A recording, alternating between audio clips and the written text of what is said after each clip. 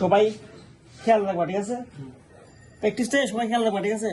আমি কিন্তু মেডিসিন ছাড়া করতেছি, ঠিক আছে? কিভাবে মেশিনটা ধরতে হয়, হ্যাঁ, কিভাবে চুলগুলা বার করতে হয় এবং কিভাবে টান দিতে হয়, ঠিক আছে?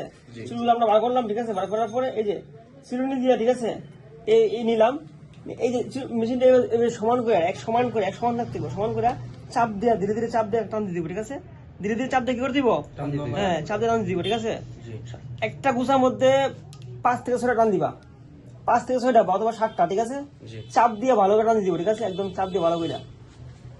এটা প্র্যাকটিসের জন্য, শুধু প্র্যাকটিসের জন্য করতেছি, ঠিক আছে? এটা কিন্তু আমরা প্রপার মেডিসিন লাগাই করতেছি না, ঠিক আছে? তোমরা বোঝানোর জন্য করতেছি, ঠিক আছে? এভাবে এই যে এভাবে চাপ দিয়া, আবার যদি তোমার স্কিনে যদি পানি থাকে তাহলে ফুল দিব, সাথে ফুল দিয়ে মানে করতে দিব, ঠিক আছে? অথবা তুমি ভালো করে ড্রাই করে করতে দিব। কি করতে দিব? হ্যাঁ, ভালো করে ড্রাই করে করতে দিব, ঠিক আছে? এই চাপ দিয়ে এক সমান রাখা, ঠিক আছে? একদম সমান রাখা টান দিব, ঠিক আছে? যদি এটা স্টিলের ক্রিম লাগানো থাকতো তাহলে খুব বেশি স্মুথ হইতো, আরো স্টিল হইতো, একদম স্টিল থাকতো, ঠিক আছে? এই যে হবে, তুমি দিও তো, টান দিও তো ওইদিকে, একটা এক সমান টান দিও, খেয়াল করে মেশিনটা ঢোকাই নিও, মেশিনটা ঢোকাই নাও। হ্যাঁ হ্যাঁ, এই যে ঢোকাই নাও, চাপ দিও, সোজা আরো আরো সোজা হইতো, করো। এই গাইস, এখানে ট্রেনিং দেওয়া হচ্ছে। আমাদের এই সেন্টারের মধ্যে এভাবে কাজ শেখানো হয় নিউ কামার্সদের।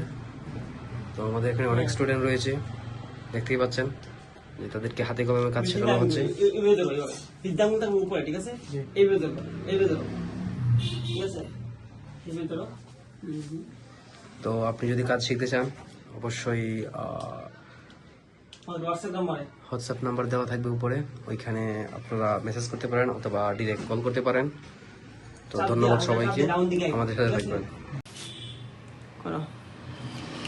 চাপ দিয়া সুজা টান দেয় না, সুজানো, হ্যাঁ, সুজা চাপ দিয়ে, সুজাই তো, হ্যাঁ, চাপ দিয়া স্লো মোশন আইব।